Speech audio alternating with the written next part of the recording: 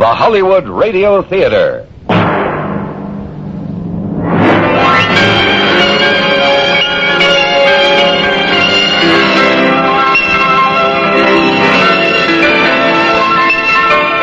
Every day at this time, Monday through Friday, a J.M. Colas Enterprises production, the Hollywood Radio Theater presents an unusual tale of mystery and suspense.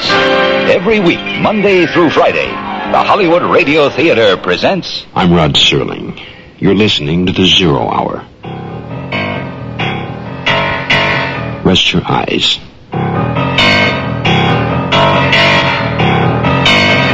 Exercise your imagination. This week, Merwin Gerard's study of a mad pursuit. Dead Man's Tale.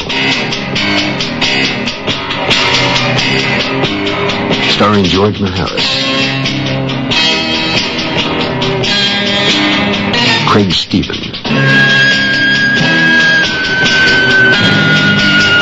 And Charles McGraw.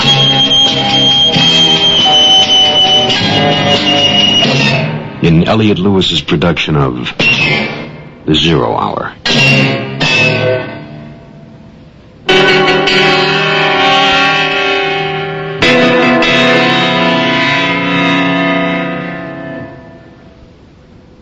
It has been 4 years since Carl Brooks ran from the Delta Hotel after finding an empty briefcase and a dead man. In the interim, he fashioned a new life in a new town and met a girl he'd like to marry. But then he returned to discover his best friend had been executed by the state for the murder. And nothing was right. Things were not as they should have been. Nobody seemed to care that 2 innocent men were dead. Perhaps because life goes on. But for Carl Brooks, life cannot go on this way. He wants to know why it has. And the more he learns, the more obstacles he meets, the closer he comes to the truth, the more dangerous things become for him. And yet, he goes on. Even though for Carl Brooks, the price for uncovering the whole truth may well be his life. The conclusion of Dead Man's Tale coming up after this word. It was the note from Jenny that first made me suspect something was wrong. The phone call to the airport was really just a reaction. Loose ends, bits, pieces, and hunches. Once a lawyer, always a lawyer, I supposed. I sat in the phone booth just staring at the dial for quite some time. My mind was swimming, and for a moment, I was Charles Barrows again, back in Coulter, by the lake, walking arm in arm with Jenny. Then I looked away and saw the reflection in the glass door of Carl Brooks, and came careening back to reality. Jenny's note, and the message to call Dr. Irwin. County General Hospital. Dr. Frank Irwin, please. Dr. Irwin is recovering from an accident and cannot be disturbed. We're referring his calls to Dr. Daniels. Look, you don't understand. I'm returning his call. I'm sorry, sir. Dr. Irwin is asleep. Could you call back in the morning? Look, this is an emergency. I'm sorry, sir. Doctor is ill. Call in the morning. Damn.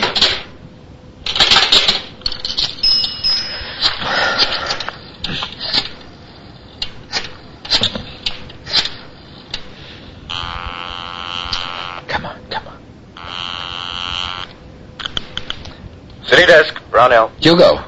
Carl, where are you? They've snatched Jenny. Who? Jenny. Who's Jenny? Didn't I tell you? Jenny's the girl I met in California. Hugo, she's why I came back. I mean, she's my new life. She came into town last night and was going to fly back tonight, but hold on, slow down. You lost me. Well, but they know she's here. I'm sure it's a ploy to get rid of me before... Carl, will you calm down? All right. Now, what I can make of your babbling, you think Ferris kidnapped Jenny in order to flush you out, right? Right, that's right. Wrong. And I'll tell you why. If Ferris had her, I'd know about it. I've got every informer in town reporting in on the hour, and no one said a word about a woman. This is the first I've heard of it. Believe me, Carl, you've got enough real troubles without making up others. She's around. She'll show up. And if I were you, I'd stay put. Mercer and Ferris are in conference right now. But I have to get to County General. What's up? I don't know, but I have a feeling the whole ball game's on the line. Well, you better get going. It's the bottom of the ninth. If I was ever going to run, now would be the time. I tried to believe what Hugo said about Jenny, but I couldn't shake her disappearance from my mind. I left word at the desk to reroute any calls to meet at the Chronicle city desk. I got as far as the corridor in the hospital before a nurse stopped me. Just where do you think you're going? I have to see Dr. Irwin. Keep your voice down. People are sleeping. Visiting hours are over. Look, a man's life is at stake. I'm sorry. Hospital regulations. But Dr. Irwin, what are you doing out of bed? I want to see that man. But Doctor... I take full responsibility, nurse. Well, I guess it's all right. But please get back into bed. Hey, Mr. Brooks, come on in. Thank you, nurse. Mr. Brooks. Mr. Brooks, I'm a troubled man. Well, what is it, Doctor? Well, it's about Ellen Wilson. Go on. Ellen's been like a daughter to Edna and me. We were never blessed with children of our own. Well, I worry about her, you know. Like a father worries about his little girl. Then Katie, well, she's my little sugar plum. She tells me how she wishes I were her grandpa. You see, Ellen's parents are, well, they're not the nicest people. Well, to get to the point, Mr. Brooks, I called Ellen this morning to see how she was feeling. She said she was very upset about the trouble you were making for them, and she was sending Katie away to stay with her parents for a while. Now, Mr. Brooks, I'm afraid what I have to tell you now may cause me to break another oath. The confidence between physician and patient. What Dr. Irwin told me not only broke an oath, but broke the ice around my frozen memory. I was so close to feeling free once and for all, but there were still things to check out, and one very important locked door yet to be opened.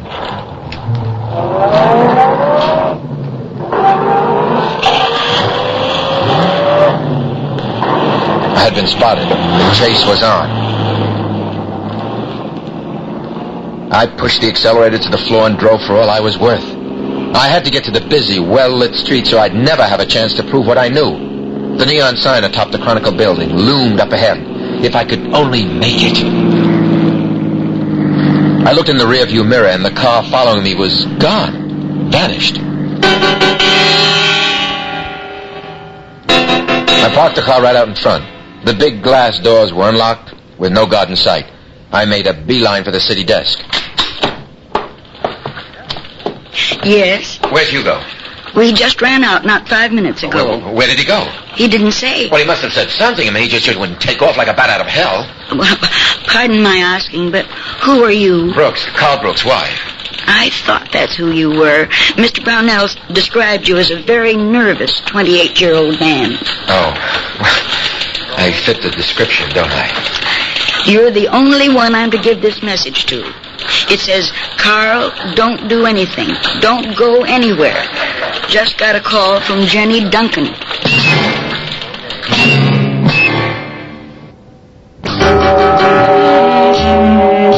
It seemed like every time I tied off a loose end, it knotted up. There was a question mark at the end of each answer. One more hunch. A faint recollection needed satisfaction. I had to get into the newspaper morgue just once more. Surely the woman at the city desk was most cordial, but had no access to the files. Nobody on the night shift could get them but Hugo, and Hugo was gone, ostensibly to locate Jenny.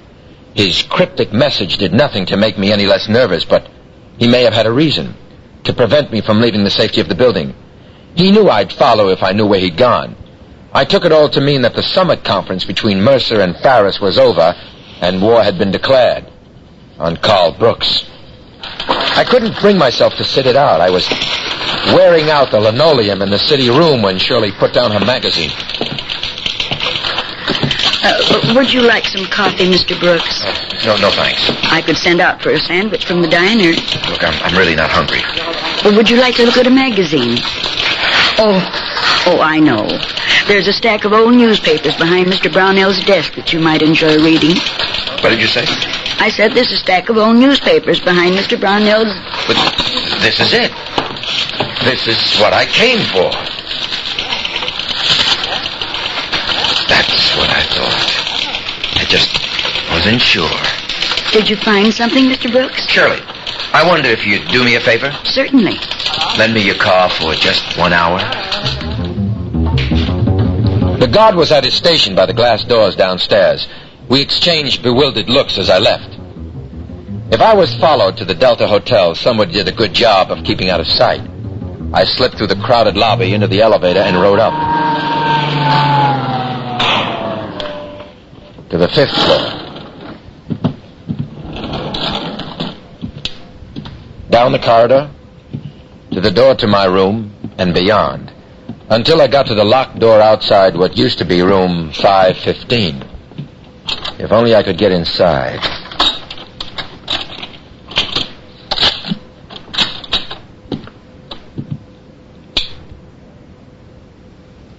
Robert Henley's old room was filled with furniture. Desks piled atop one another, chairs, dressing tables, rolled carpets. I blinked furiously as the dust rose from the floor, and I tried to remember how it was, how it had been that fateful night 4 years ago. Where in this room, under all this, would someone hide $150,000? Again, I recreated that horrible night, but this time in slow motion. Whatever it was, I had missed it before. I closed the door to 515, walked down the hallway, and opened the door to the stairwell. 10 sets of switchback stairs, 2 sets per floor. Nothing but concrete. Then the turn towards the lobby, and here I am. What is it? Where is it? Of course.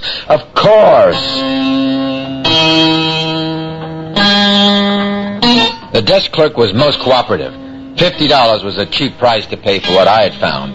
The positive proof to set me free at last. But it didn't last long. I started the car, and the moment I pulled away from the curb, I had company again.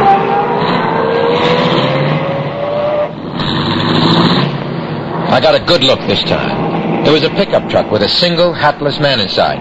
From the angle of the headlights, I could tell this was my vanishing friend. Then, coming from the other direction, the big maroon touring car. I made a hard turn onto the frontage road leading to the residential tract homes. The pickup made the turn, but the big car missed it. I was nearing my destination when... No, I can't be out of gas. Come on, Brooks. Get in. Hurry. Owen Morse.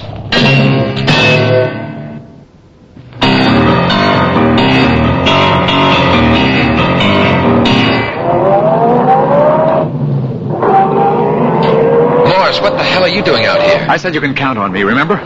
Tonight? At the hospital? At the first time you saw me? You mean you've been following me? Most of 2 days. Uh-oh, you better tell me where we're going. We're not the only ones on the road. Barnsdale Lane. You know where it is? Ought to. I paved the road. Hang on. Ellen Wilson's, right? Right. That's it, the one with the tall grass. This is going to be close. Pull in. We've got to get to the house.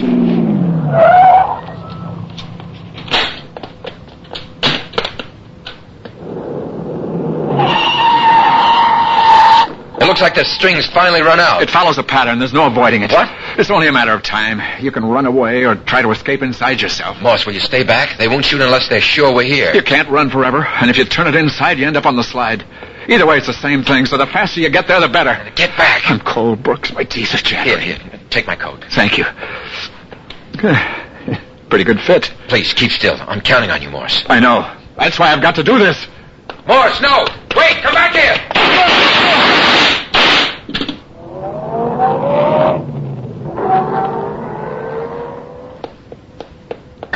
Carl!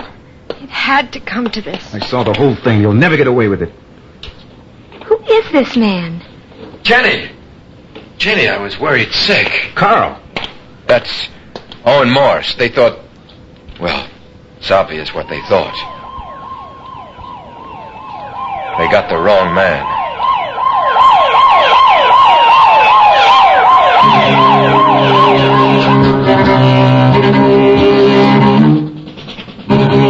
So that about does it. And this killer struck once too often.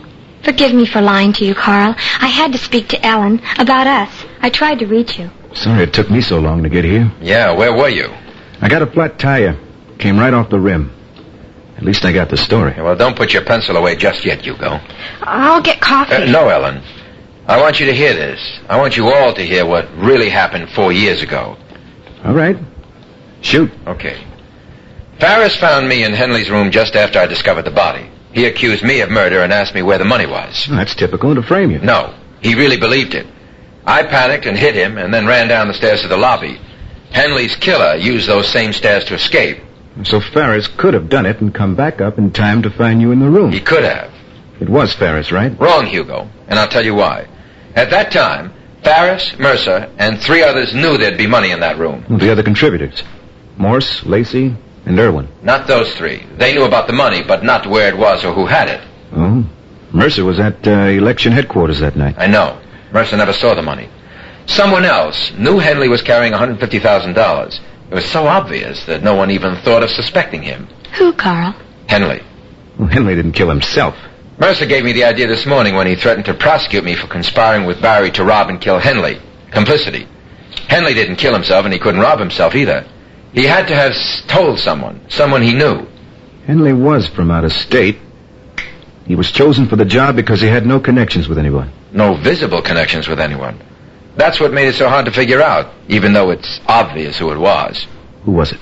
Barry Wilson. Are you saying Barry did kill Henley? The killer was still in the building the whole time I was, on the same stairs I ran down on my way to the lobby. You mean you went right by him? No, the stairs go further. He was waiting below, by the boiler room, by an exit I didn't know existed until later. But you saw him arrive when you were leaving. When I left the hotel, I did see Barry, but I didn't see him arrive. He was running down the sidewalk along the west wing of the building, at about the spot where the door by the boiler room opens. That's incredible. That's ridiculous. That's what happened, although it wasn't part of the original plan. Henley and Barry had it all set up. Barry was to go to the hotel room, tie up Henley, make it look like a robbery, and hide the money to be split later when things cooled off. Mercer almost blew the whole thing by sending me to pick up the documents. Barry listened in on the intercom, and that's when he decided to cross Henley. I'd be the perfect alibi, and the obvious suspect, not only for robbery, but first-degree murder. And it would have worked if you hadn't run. Not quite. What Barry didn't plan on was the fact that Henley crossed him, too. Hey, you lost me. Henley and Barry were acquaintances, but they never really trusted each other. There was too much at stake. Henley was well prepared for a double cross. Obviously not well enough. He never had a chance to use what he had, or rather, didn't have. What are you talking about? The money. There never was any money up in that room. The briefcase was empty when Barry broke it open. You mean there was no money? None. None that Barry ever saw. 5 people knew there was money, who had it, and where it was supposed to be. Farris, Mercer, Henley, Barry, and one other person. Yeah, but who else could have known? The only person who knew both Barry and Henley. The only person who went back to the boiler room to look for the money where Barry was supposed to have hidden it. But it wasn't there. Was it, Ellen? No, it wasn't. I never saw a penny of it. It was all for nothing. How did you find out? Well, I needed help. I spoke to Dr. Irwin this evening. There was something else Barry didn't know. Dr. Irwin told you. Well, he didn't mean to give you away. He was only concerned about you and Katie. Hey, I don't know what's going on here. Ellen, you tell him. It's your story. The whole truth came out that evening. I had asked Dr. Irwin more about Katie's grandparents. If he didn't approve of Ellen's parents, surely Barry's folks were nice enough. That was when the doctor revealed to me what even Barry didn't know. Since Barry's death, Ellen had refused to allow Katie to visit the Wilsons. When I asked the doctor why, he told me there was no way Barry could have been Katie's father. He was sterile. That led me back to the newspaper accounts on the trial. While looking through the files with Hugo for the 4th contributor, I read something about Henley's hometown, a small hamlet in Indiana. It hadn't occurred to me that it was the same town where Ellen Upshaw had come from years ago, and the very same town where Barry and Ellen used to go on vacations before Katie was born. It just took a little while to make the connection. Then, the final proof, the money. And that was the most obvious thing of all. Where would someone in a hotel keep $150,000 in cash? The $50 I'd laid on the desk clerk brought me access to the hotel safe, where I found a 4-year-old package and a notarized letter that was, in effect, a man's will. It read, "If this package is not claimed within 30 days, the contents shall be used to establish a fund to be dispersed on the 21st birthday of my daughter, Catherine Wilson. It was signed, Robert L. Henley.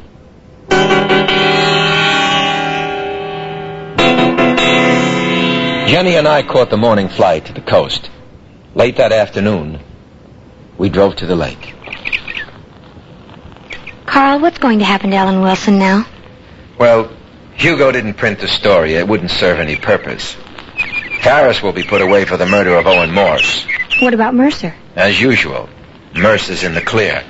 He judged Barry as guilty for all the wrong reasons, but he did convict the right man. So I guess they'll all live happily ever after. Bet you can't throw a pebble through the ring. Bet I can. See? Mm-hmm. Here. Try this ring. Oh, Carl. I've been holding on to it for months. Don't you think it's time we made it official?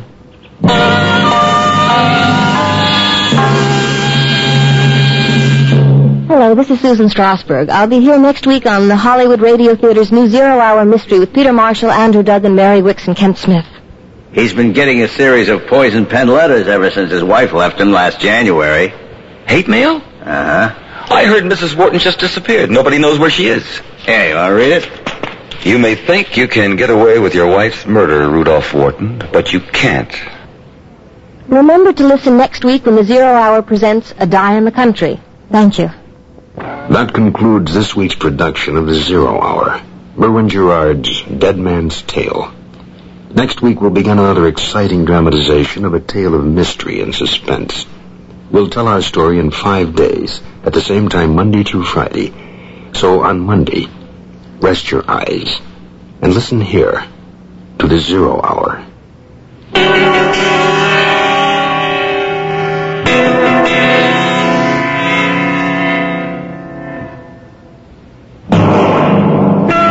You've been listening to the Hollywood Radio Theater's presentation of The Zero Hour, heard every weekday at this time.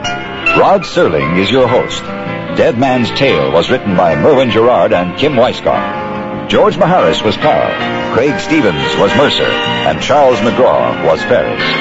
Featured in the cast were Sandra Gould, Herbert Jefferson Jr., Harold Gould, Barbara Luddy, Olin Soleil, Ann Marshall, and Angela Cartwright. Zero Hour is produced and directed by Elliot Lewis. Jack Myers is executive producer, Rochelle Sherman associate producer, and Kim Weisskopf story editor. Music conducted and composed by Stanley D. Hoffman. The Hollywood Radio Theater theme was played by Ferranti and Teicher and is now available on United Artists Records and Tapes. This has been a J.M. Colas Enterprises production. Hugh Douglas speaking. Tune in Monday and once again, Rest your eyes and listen here to the Zero Hour.